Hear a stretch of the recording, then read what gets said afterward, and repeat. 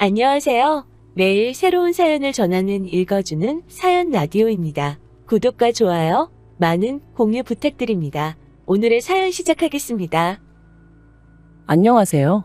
결혼한 지 3년 만에 이혼한 30대 여성입니다. 이혼한 지는 이제 막 반년이 넘었고요. 그런데 여전히 저도 모르게 왜 나한테 이런 일이 생겼을까 하고 상념에 빠지곤 해요. 살다 보면 한 번쯤 똥 밟는 날도 있는 거라고 그렇게 생각하고 잊어버리려고 하는데 그게 생각만큼 쉽지가 않거든요. 그래서 차선책으로 선택한 게 남들에게 제 이야기를 해보는 거예요. 후련하게 부정적인 감정을 털어내는 것도 꽤 괜찮은 방법 같아서요. 남편을 만나기 전, 저는 대기업은 아니었지만 그래도 비교적 이름난 회사를 다니던 직장인이었습니다. 커리어에 대한 욕심이 있다 보니 주변은 둘러보지 않고 오로지 경주마처럼 앞만 보고 달리는 사람이었고요. 그리고 그렇다 보니 결혼은커녕 연애 한번 제대로 해보지 못하고 어느새 30을 넘겼는데 그럼에도 불구하고 급하다는 생각은 안 들대요. 그래서 나는 결혼하고는 크게 인연이 없는가 보다 했었는데 생각지도 못한 어쩌면 평생 나와 같이 늙어갈지도 모르겠다 생각했던 단짝 친구가 어느 날 갑자기 시집간다며 청첩장을 주는 게 아니겠어요? 정말이지 그때 제가 받은 충격은 뭐랄까.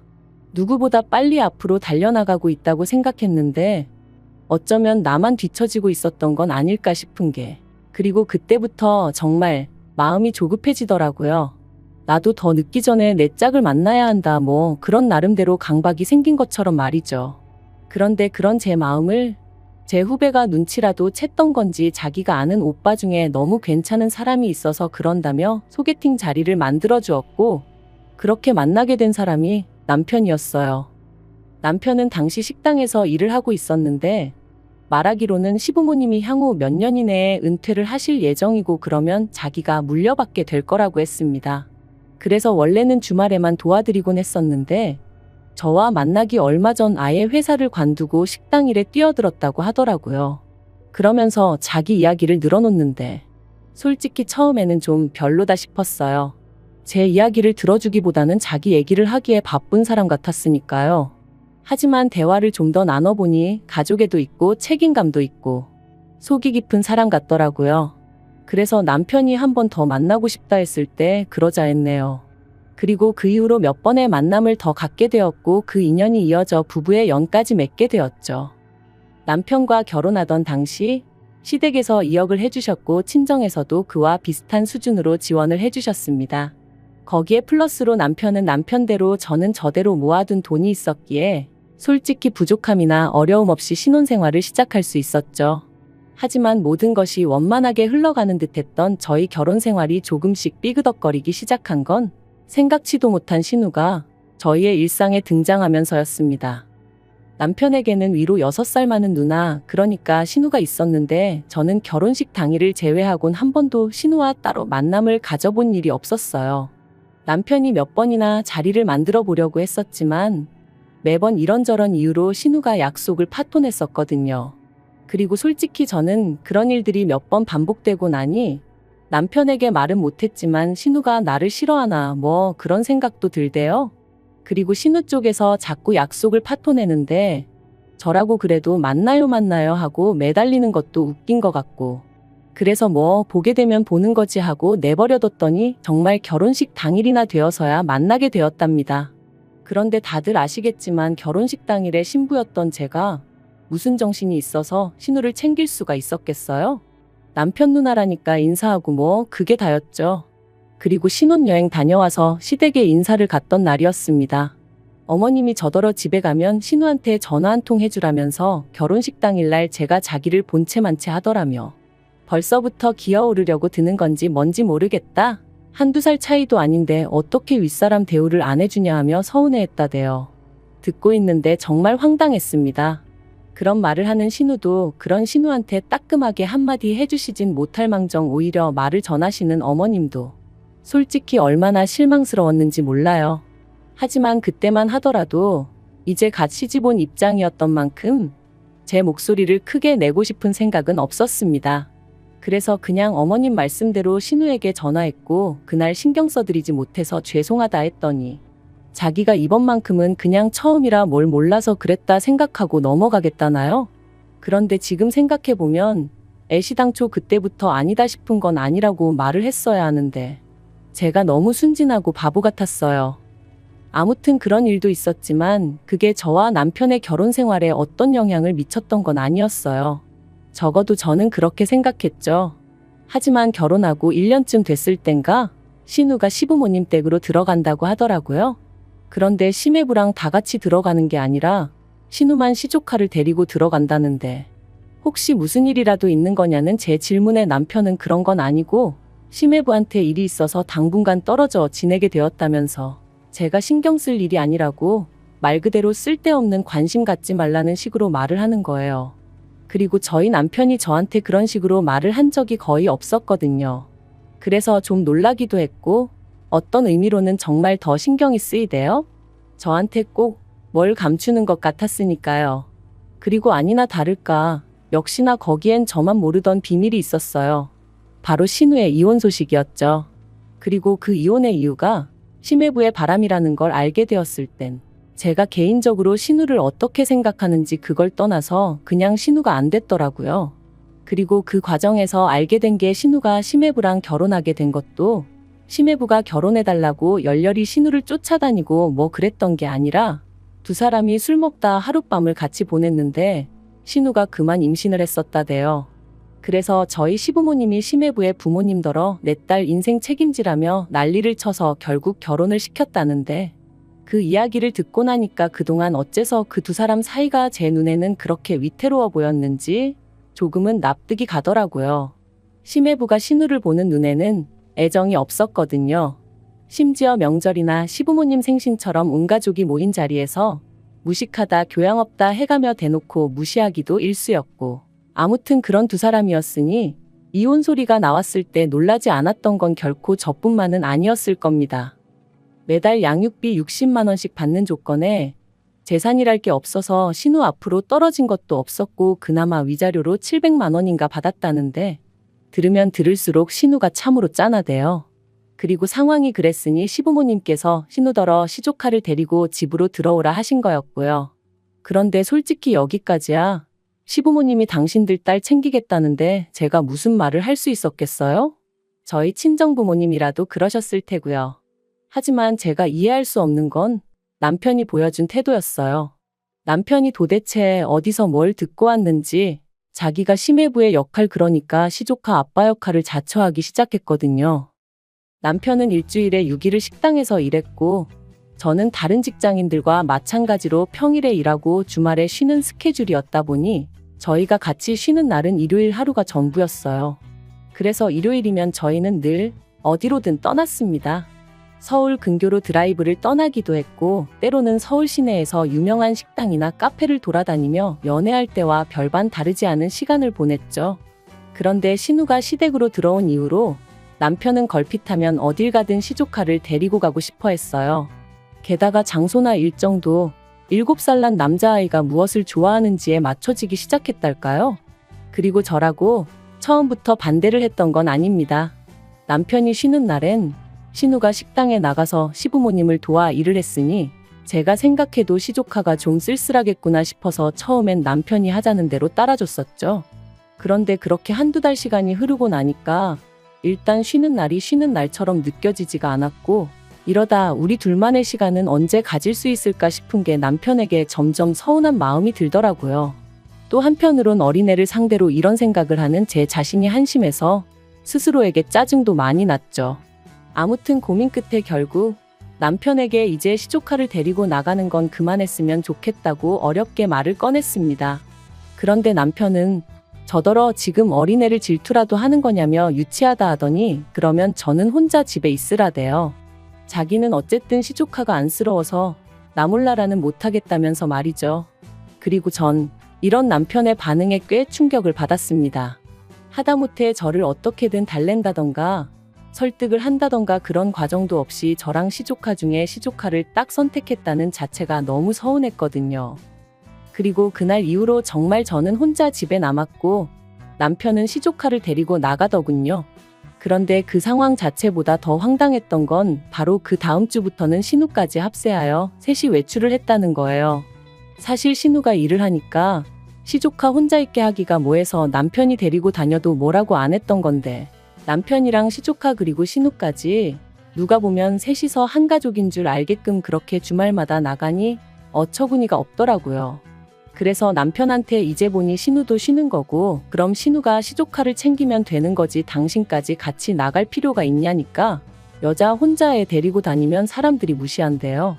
그리고 신우가 지금 심리적으로 많이 위축되어 있기 때문에 남자인 자기가 옆에서 같이 다녀줘야 안심을 한다나요? 정말이지 듣는데 기도 안 차더라고요. 제가 남편더러 말도 안 되는 소리 좀 하지 말라고 했어요. 삼촌으로서 조카 챙겨주고 동생으로서 누나 챙겨주고 그러고 싶은 마음은 알겠지만 남편 역할부터나 제발 좀 똑바로 하란 말과 함께요. 그런데 이 이야기가 어머님 귀에 들어갔고 저는 정말 말 그대로 호되게 욕을 먹었습니다. 어머님께서 저더러 왜 이렇게 신부가 못돼 먹었냐면서 남매 사이를 갈라놓으려고 하는 거냐며 정말 실망이라셨거든요. 그래서 제가 어머님한테 제 입장도 이해를 좀 해달라고 하소연을 했습니다. 남편이 식당일 마무리하고 집에 오면 11시고 그럼 저희는 1시간도 채 같이 보내지 못한다. 그러다 만나는 게 일요일인데 언젠가부터 신우랑 시조카까지 남편이 챙긴다고더니 정작 부부로서 저희가 같이 함께 보낼 시간이 없다. 어머님도 여자고 아내이시면서 이런 제 마음은 왜 이해를 못 해주시냐. 그리고 저는 솔직히 제가 이렇게까지 이야기를 하면 어머님이 미안하다. 내가 미처 거기까진 생각을 못했다. 내가 네 신우고 네 남편이고 알아듣게 잘 이야기해보겠다. 뭐 이런 식으로 나와주실 줄 알았어요. 그런데 제가 드라마를 너무 많이 봤던 걸까요? 아니면 이상과 현실을 구분 못하는 바보 천치였던 걸까요? 어머님이 보여주신 반응은 제 예상과는 완전히 달랐습니다. 저더러 나는 여자고 아내고 그런 건 모르겠고 내 새끼들이 가깝게 지내는 게 좋다. 누구건 간에 내 딸한테 상처 주는 꼴 이제는 못 본다. 그게 내 며느리라고 해도 나는 용서 못한다. 도무지 대화가 통하지 않는다는 게 이런 거구나 싶었어요. 그래서 어머님 뜻 잘 알겠다고 그러고 집으로 돌아왔습니다. 집에 돌아와 곰곰이 생각을 해봤는데 도무지 감당을 못하겠더군요. 막말로 신우가 재혼을 하지 않는 한 언제까지라도 이런 생활이 이어질 것만 같았고 그럼 도대체 우리 애는 언제 갔지? 그런 생각도 들고 설령 제가 애를 낳는다고 한들 우리 애가 시조카한테 치이지 말란 법이 있나 싶기도 하고 생각할수록 말 그대로 머리가 터질 것처럼 아팠어요. 그리고 그렇게 며칠 동안 어디다 말도 못하고 혼자 끙끙 앓다가 결국 남편에게 헤어지자 했습니다. 당신이 그렇게 가족을 끔찍히 생각하는 줄 몰랐다고. 그런데 나는 아직 당신에게 진짜 가족이 아닌가 보다고. 그러니 내가 빠져주겠다 했어요. 그런데 남편이 그제서야 자기가 평생 신우나 시조카 뒷바라지를 하겠다는 것도 아닌데 왜 이렇게 예민하게 반응하냐며 신우가 불쌍하지도 않냐? 조금만 참아라 그러더라고요. 죽어도 서운했냐? 미안하다 그런 말은 안 하고. 그래서 그냥 아니라고 원 없이 챙겨주라 했어요. 솔직히 언젠가부턴 신우가 본처 같고 제가 첩 같은 기분까지 들어서 더는 신경 쓰기도 싫고 여러 가지로 마음이 떠났던 것 같아요. 그런데 남편은 마지막까지도 네가 이런 식으로 나오면 우리 누나가 얼마나 불편하겠냐. 가뜩이나 힘든 사람 더 힘들게 해야겠냐. 너 연애할 때만 하더라도 남들한테 친절하고 상냥해서 내가 그게 좋아서 너랑 결혼하기로 한 건데 이게 네 진짜 본 모습이냐 그러더라고요.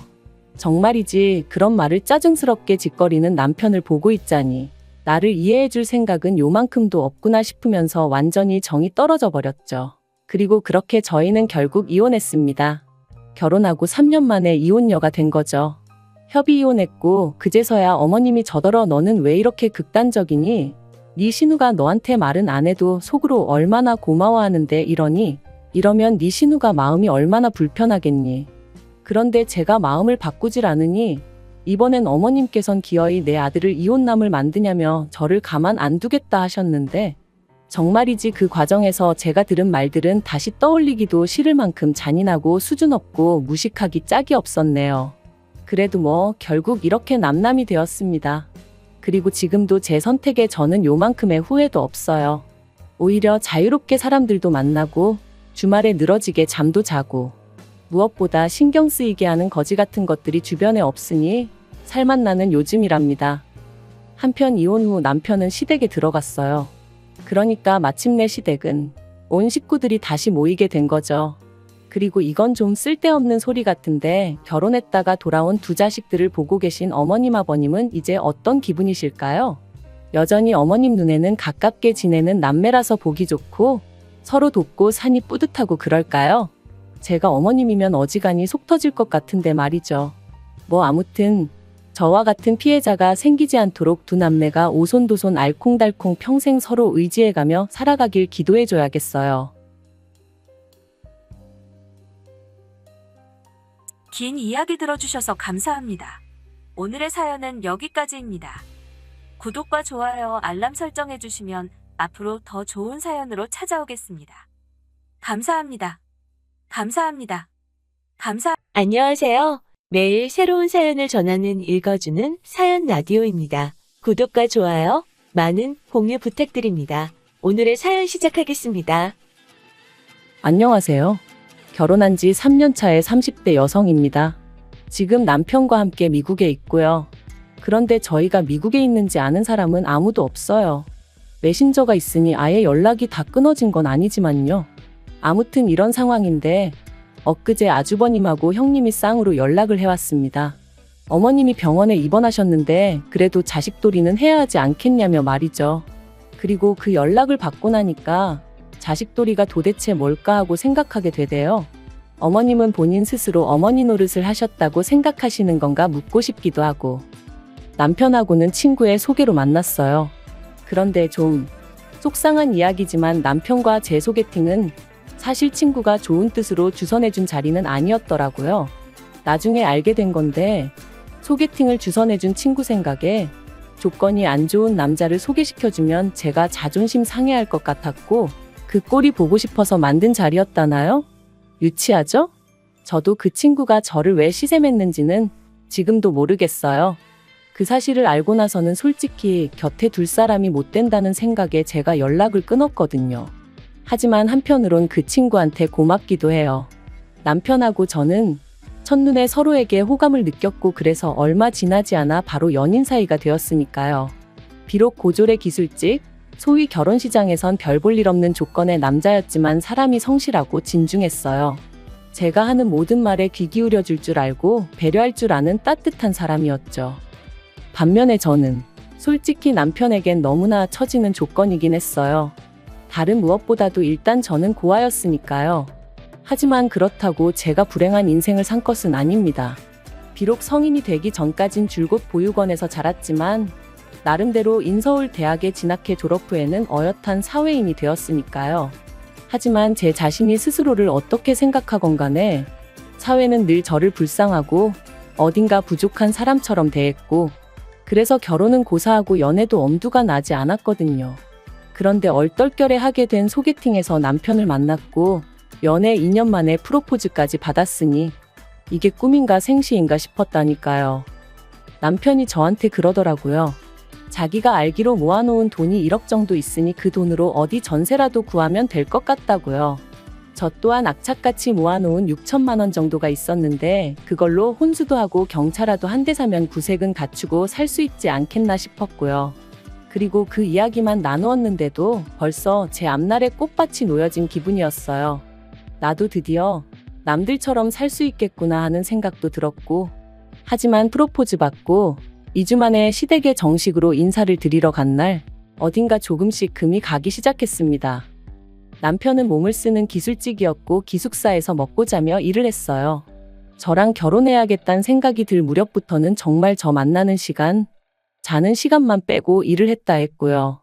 그리고 그렇게 번 돈은 전부 다 어머님이 관리해주고 계시다 했었는데 저는 그렇게 믿고 맡길 수 있는 부모가 있는 남편이 얼마나 부러웠는지 몰라요.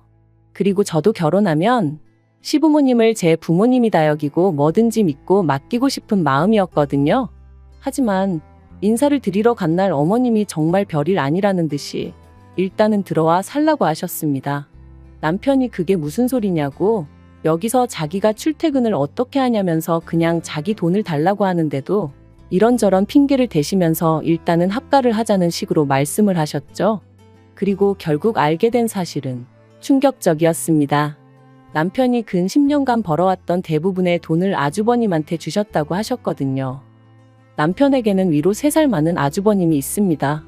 남편 말로는 어려서부터 아주버님은 공부를 잘했고 자기는 공부 쪽에는 영 소질이 없었대요. 그리고 학업에 대한 미련이 많으셨던 어머님은 어려서부터 소위 공부머리가 있는 아주버님을 무척이나 아끼셨답니다. 갖고 싶다는 거 하고 싶다는 거 없는 형편에도 어떻게든 다 해주셨다는 거예요. 반면에 남편은 공부를 못하니까 그런 걸 바랄 자격이 안 된다면서 안 해주셨다는데 듣는 내내 제가 다 속이 상하더라니까요. 하지만 어쨌든 그러면 뭘 하나요? 서울대 의대를 간에어쩌네 했었다는 아주버님은 사수를 했지만 결국 서울대 의대는커녕 서울 안에 있는 대학도 가질 못했고 이후로 지방에 있는 모 대학을 졸업한 뒤 또다시 3년 만에 공무원 시험에 합격했다고 했습니다. 저희 남편이 고등학교 졸업 이후로 손에 기름때 묻혀가며 번 돈이 알고 보니 그렇게 다 아주버님 뒷바라지에 쓰였던 모양이었죠. 그리고 저는 그때 처음 남편의 눈물을 봤습니다. 원래 술, 담배도 못하는 사람인데 그날 제 앞에서 깡소주를 들이키며 엉엉 우는데 제가 이 사람을 지켜줘야겠다는 생각이 들더라고요. 그래서 결국 가진 거 하나 없는 사람이라는 걸 알게 되었지만 헤어지지 않았습니다. 오히려 더 보란듯이 결혼해서 같이 잘 살아봐야겠다고 생각했지요. 한편 결혼식이 다가오자 어머님이 예단 이야기를 꺼내셨습니다. 아무리 본거 없이 자랐다고 하지만 그런 것도 모를 수가 있냐면서 대놓고 무시하시기에 받는 게 하나도 없으니 예단도 못 드린다 했어요. 그랬더니 어머님이 그러면 당신은 물론이고 시댁 식구 아무도 결혼식에 못 가게 하겠다대요. 이때 이런 부모라면 차라리 부모 없는 내가 나을지도 모르겠다는 생각이 들더군요. 하지만 그것과는 별개로 비록 제가 말은 세게 했어도 저러다 진짜 아무도 안 오면 어떡하나 싶은 거예요. 가뜩이나 저도 하객이 얼마 없어 초라할 게 분명한데 남편까지 초라해질까봐 그것도 걱정이 되었고요. 그래서 결국 불량배한테 돈 빼앗기듯 예단 대신 현금 300만 원 드렸습니다. 그런데 어머님, 이걸로 가방 하나 못 산다며 어찌나 신경질을 내시던지 그때 어머님의 표정이 지금도 눈에 선해요. 그리고 정작 결혼식에 오실 땐 사이즈도 안 맞는 이모님 한복을 빌려 입고 오셔서는 저희 한번 안아주지도 않으시대요. 제가 있던 보육원 원장님과 저를 챙겨주시던 교수님이 아니셨다면 제 결혼식은 저에게 그저 눈물로만 남았을 뻔했어요. 그렇게 신혼생활을 시작하고 얼마 지나지 않았을 때였습니다. 어머님이 남편 돈을 다 써버린 걸 알게 된 이후로 당연히 남편은 더 이상 어머님께 돈을 맡기지 않았고 그렇게 경제권은 제 손에 넘어왔지요. 그런데 이를 이유로 어머님이 말 그대로 행패를 부리기 시작하셨어요. 연락도 없이 툭하면 저희 집에 찾아와 현관문을 발로 차셨고 이웃에게 미안해 문이라도 열어드리면 집안 내 작은 집기들을 집어던지며 돈 내놓으라 말 그대로 깽판을 치셨거든요. 어쩜 이런 어머님 밑에서 내 남편 같은 사람이 자랐을까 싶기도 하고 경찰을 불러도 가족 문제니 별달리 도와줄 수가 없다며 저희더러 어머님을 잘 달래서 내보내라 하니 결국 해결책이 돈밖에 없었어요. 그래서 매달 50만 원씩 드리는 걸로 가까스로 어머님을 달랬는데 그 50만 원이 알고 보니 아주버님네 애들 학원비로 들어갔더라고요. 저희는 당장 먹고 사는 게 빠듯해서 애는 꿈도 못 꾸는 마당이었는데 그리고 이런 일들이 몇 번이나 반복되고 나니 아무리 제가 남편을 사랑한다고 해도 지치더라고요. 어떻게든 남편하고 똘똘 뭉쳐 보란 듯이 잘 살아보려고 했는데 이러다 내가 죽겠구나 싶었죠.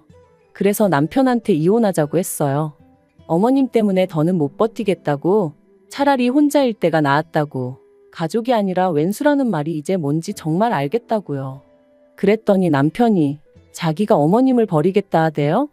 자기는 이제 저 없으면 안 된다면서 어머님 안 보고 살잡니다. 그런데 그게 말처럼 쉬운 일이 아니잖아요. 말 그대로 코딱지만한 땅덩어리에서. 그래서 아무리 남편이 안 보고 살자 해도 그게 그렇게 와닿지가 않았습니다. 그래서 천륜을 어떻게 끊냐 그냥 내가 물러나겠다 했는데 안 된대요. 자기가 어떻게든 방법을 찾겠다고 하더라고요. 그리고 그렇게 이혼 이야기가 오간 지 2달쯤 됐을 땐가 남편이 저더러 미국 가잡니다. 그래서 갑자기 그게 무슨 소리냐니까 남편이 일하는 회사에서 이번에 미국에 공장을 짓게 되었는데 남편더러 관리자로 가겠냐 하더래요. 그래서 그냥 무조건 가겠다고 했다면서 반년만 참아달라는 거였죠. 미국이라니 상상조차 못 해봤는데. 그런데 한편으론 남편과 처음 결혼을 약속했을 때처럼 뭔가 다시 밝은 미래가 보이는 기분이었어요.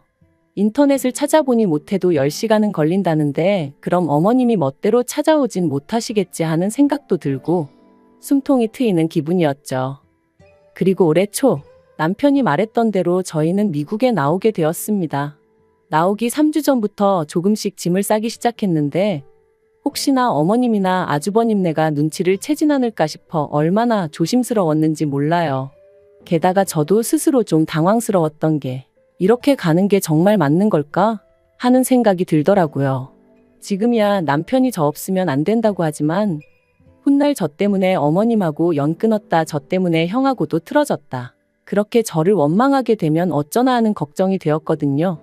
그래서 몇 번이나 남편에게 정말 괜찮겠냐, 후회 없냐 물었고 그때마다 남편은 내가 내린 결정이다, 후회하지 않는다, 당신 탓하지 않을 거라며 저를 안심시키려 들었지만 그럼에도 불구하고 어째서인지 하루가 다르게 걱정이 커져만 갔어요. 그런데 정말 어머님께 감사하다고 해야 할까요? 마지막 남은 전까지 끊어내게 해주셨거든요. 출국을 일주일 남기고 저희 나름대로 이별식이다 생각하며 어머님과 식사 자리를 갖게 되었습니다. 저희 계획대로라면 정말 마지막이 될 자리였으니 말 한마디라도 좋게 주고받을 수 있으면 살아가는데 위로가 되지 않을까 싶기도 했고요. 그런데 그렇게 모인 자리에서 어머님이 대뜸 너네 전세 계약은 언제 끝나냐 하시더니 그게 보증금이 얼마냐고 물으시더라고요. 여담이지만 어머님은 저희 부부가 돈도 얼마 못 번다는 걸 뻔히 아시면서도 그렇게 만날 때마다 돈. 아무튼 그래서 그건 왜 궁금해하시냐니까 아주머님네가 이사를 가야 한답니다. 시조카들이 통학하는데 신호등도 있고 그래서 위험하다며 학교를 품고 있는 아파트 단지로 이사를 가야 되는데 돈이 한 5천 정도 부족하다고, 그러니까 일단 저희더러 집을 작은 데로 옮기든 시댁으로 들어와 살든 하고 저희 가진 돈은 아주버님네한테 좀 빌려주라나요? 정말이지 한숨이 절로 나왔죠. 그래서 그렇게 못해드린다 하고 딱 자르니 어머님이 내가 너한테 물었냐, 내 아들한테 물었지 하시는데 남편이 자리를 박차고 일어나더라고요. 그리고는 아무리 눈에 뵈는 게 큰아들밖에 없다지만 사람이 경우가 있고 염치가 있어야 하는 거 아니냐면서 작작 좀 하시라고 소리를 지르는 거예요. 정말 깜짝 놀랐어요. 결국 그렇게 저희 부부가 먼저 일어섰고 그게 마지막이었습니다. 이후로 일주일 동안 어머님은 물론이고 시댁에 관해서는 서로 일체 언급조차 안 했네요. 그리고 마침내 출국 당일 공항에 도착해서야 어머님한테 전화를 드렸습니다. 그런데 어머님은 전화를 받으시자마자 싸가지 없는 자식들이 이제서야 전화를 했다며 욕을 퍼부으셨고 일말의 희망마저 거둬들인 저희, 아니 남편은 전화에다 대고는 저희 한국 든다고, 그러니 이제 저희 죽었다 생각하시라고 악을 썼어요. 그리고는 어머님이 뭐라고 대꾸도 하기 전에 전화를 딱 끊어버리더군요. 미국에 도착하고 이후로 2-3달은 정말로 정신이 하나도 없었어요. 남편이나 저나 영어는 아주 기본적인 의사소통밖에 못하는 사람들이었고 그렇다 보니 여러 가지로 신경 쓸 일이 한두 개가 아니었죠. 그런데 아이러니하게도 그 어느 때보다 즐거웠어요. 마치 처음처럼 저희가 원하는 것, 서로가 바라는 것에만 집중할 수 있었거든요. 싫은 소리가 오갈 일도 없었고요. 그래서 저희 2사람 사이는 전에 없이 더 가까워지고 돈독해져 갔습니다. 그리고 벌써 미국에 온 지 10개월이 다 되어 가는데 아주버님한테 연락이 왔어요. 어머님이 쓰러지셨답니다. 원래도 당뇨에 고혈압이 있으셨고 그래서 제가 한국에 있을 때는 병원도 모시고 다니고 드시는 음식도 챙겨드리고 했었는데 제가 나오고 나서는 아무도 신경 쓰지 않았던 건지 아무튼 그래서 입원을 하셨다면서. 그런데 아주버님 말이 자기는 출근해야 되고 형님은 애들 봐야 하니 어머님 병간호 할 사람이 없대요. 그러니까 저희더러 어디에 있는지는 몰라도 일단은 한국에 와야 하지 않겠냐면서 이러다 어머님 잘못되시면 후회할 거라고 자식 도리는 해야 하지 않겠냐는 거였죠. 그리고 옆에서 가만히 듣고 있던 남편이 형이 간병인 불러드리면 되겠네 했습니다. 그랬더니 아주버님이 야, 우리가 돈이 어딨냐 하는데 남편이 욕 나오게 하지 말라고, 어머니가 내 돈 다 형한테 갖다 바친 거 모를 줄 아냐고, 형이야말로 사람이 돼서는 할 도리는 좀 하고 살아라 그러더군요. 그런데 아주버님도 가관이었어요. 난 네 돈인지 모르고 썼어. 내가 달라고 한 거 아냐. 듣는데 정말이지 어이가 없더라고요.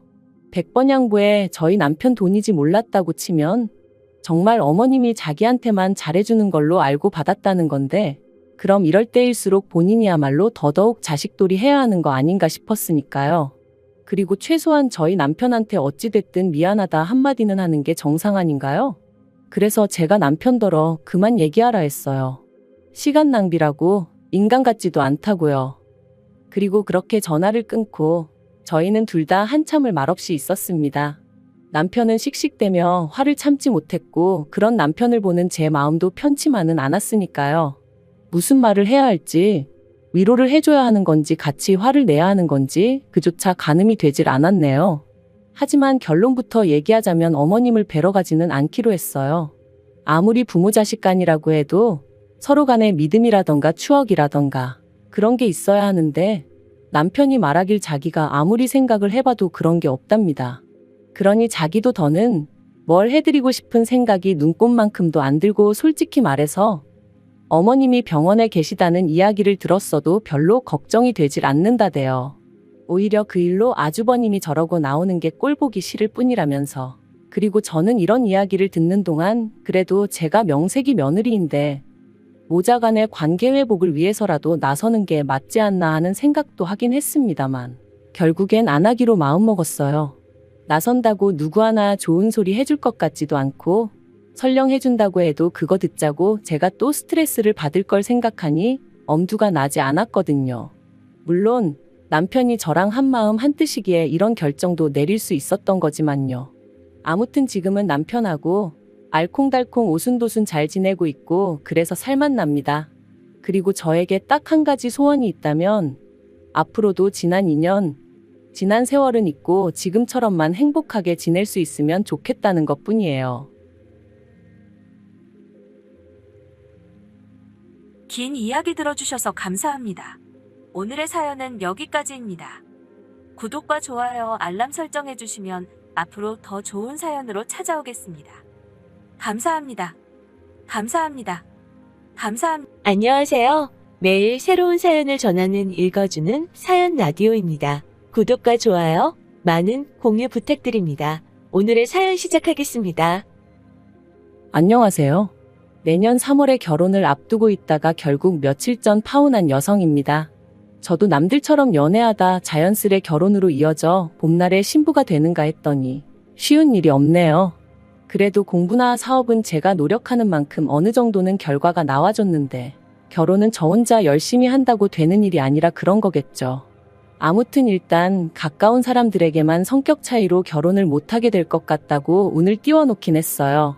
그래도 분명히 뒤에서 이런저런 이야기가 나오겠지만요. 남자친구와 파혼하게 된 이야기를 시작하기 전 먼저 저에 대해서 이야기를 좀 해보자면 일단 저는 대학 자체는 그저 그런 곳을 나왔어요. 그리고 그렇다 보니 대기업에 들어가는 건 꿈도 꿀 수 없었죠. 그래서 그럼 다니기라도 쉽게 집 근처로 알아보자 생각했다가 직원 수 10명도 되지 않는 말 그대로 가족이 똘똘 뭉쳐 운영해 나가는 회사에 들어갔습니다. 그리고 회사 생활을 시작한 지 6개월 만에 왜 사람들이 그렇게 진저리를 치는지 아주 뼈저리게 알겠더라고요. 제가 회사를 다니는 건지 사장 아들 뒤치다꺼리를 하고 있는 건지 도통 알 수가 없었으니까요. 그런데 그런 와중에 친하게 지내던 언니가 자기가 일하는 샵에서 직원을 구하는데 한번 해보겠냐대요. 그래서 냉큼 좋다 하고 그렇게 이쪽 사업에 발을 들이게 되었습니다. 그리고 그게 계기가 되어 지금은 어엿한 에스테틱 피부샵의 사장이 되었네요. 사업이라는 게 처음부터 잘 된 것은 결코 아니었어요. 처음 시작하는 과정에서는 사기도 2번이나 당할 뻔했었고 믿을만하다 생각한 사람한테 뒤통수를 맞은 적도 여러 번이었죠. 그러다 보니 하나부터 10까지 제가 스스로 나서지 않으면 안 되겠다는 생각을 하게 되었고 그때부턴 정말 하루에 2-3시간 자가면서 일을 해나가기 시작했어요. 그리고 그런 생활을 4년 정도 하니까 어느 정도 입소문이 나면서 좀 유명하다는 사람들도 오기 시작하더니 방송도 타게 되고 연예인 고객도 받게 되고 그래서 10년 차인 지금은 웬만한 직장인들보다 한 달에 3-4배는 더 벌어요. 이 사업도 성수기 비수기가 있어서 성수기엔 더 많이 벌고요. 아무튼 그렇게 사업은 성장을 시켰는데 정작 제 몸 돌보기를 소홀히 했더니 언젠가부터 체력이 예전 같지 않다는 게 느껴지대요. 그래서 운동을 시작하게 되었죠. 그리고 그 와중에 만나게 된 게 바로 남자친구였어요. 남자친구가 제 운동을 담당하는 트레이너였거든요. 저보다 2살이 어렸던 남자친구는 낮에는 회계사를 준비한다며 시험 공부를 하는 수험생이었고, 밤에는 자기 운동도 하고 용돈도 벌겸해서 트레이너를 하는 거라더군요. 그리고 저도 죽기 살기로 열심히 살아봤으니 투잡을 뛰어가며 자기 목표를 향해 달리는 남자친구가 왠지 마음이 쓰였죠. 하지만 그때만 하더라도 누나의 마음이라고 해야 할지, 아무리 공부가 중요해도 밥은 챙겨 먹어라, 감기 조심해라 그 정도로 챙겨줬을 뿐입니다. 그런데 제 그런 행동이 남자친구에게는 제가 뭔가 여지를 줬다고 느낀 건지, 남자친구가 언젠가부터 무척 적극적으로 다가오더라고요. 그리고 저도 솔직히 말하면 남자친구가 저돌적으로 다가오니까 그게 싫지만은 않았네요. 그래서 연애를 시작했어요. 물론 그때만 하더라도 이 연애가 결혼 이야기가 오갈 만큼 진지해질 줄은 몰랐고요. 사귀는 동안 남자친구가 저보다 어리기도 했고 또 수험생이다 보니 왠지 당연하다는 듯 제가 데이트 비용의 대부분을 부담했는데, 그 자체가 그렇게 저한테 문제가 되는 일은 아니었어요. 남자고 여자고 능력되는 사람이 좀 더 낼 수 있다는 게 제 생각이었으니까요. 그리고 금전적인 부분을 제외하곤 남자친구가 저를 힘들게 하는 게 없었습니다. 술을 좋아하는 사람도 아니었고 여자 문제로 저를 애타게 한 적도 없어요. 그래서 그것만으로도 충분하다고, 연인으로서 나아가 결혼 상대로서 손색이 없다고 생각했죠. 게다가 연애하는 동안 지금 돌이켜 생각해보면 말이 안 되는 건데, 남자친구가 회계사가 될 거라고 철석같이 믿었으니 한마디로 능력도 있는 남자라고 착각하고 있었답니다. 그래서 결혼 이야기가 나왔을 때도 크게 고민하지 않았네요. 신혼살림은 제가 가진 아파트에서 시작하면 된다. 혼수도 이미 어느 정도 채워져 있으니 문제없다. 그렇게 단순하게 생각한 거죠. 그런데 결혼 이야기가 오가고 남자친구 부모님과 왕래를 시작하면서부터 조금씩 뭔가 삐그덕거리는 게 느껴졌습니다. 일단 양가 어른들에게 인사를 드리러 다니는 문제에 있어서부터 어머님과 부딪히게 되었거든요. 일단 저는 양가 부모님께는 당연하고 좀 더 나아가서는 조부모님한테까지는 인사를 드리러 가는 게 맞다고 생각했어요. 친척분들에게도 인사를 드리면 좋겠지만 그건 다들 모이실 일이 있다면 가능한 거고, 그렇다고 저희가 인사를 드려야 하니 모이시라 하는 건 또 경우가 아니라고 생각했죠.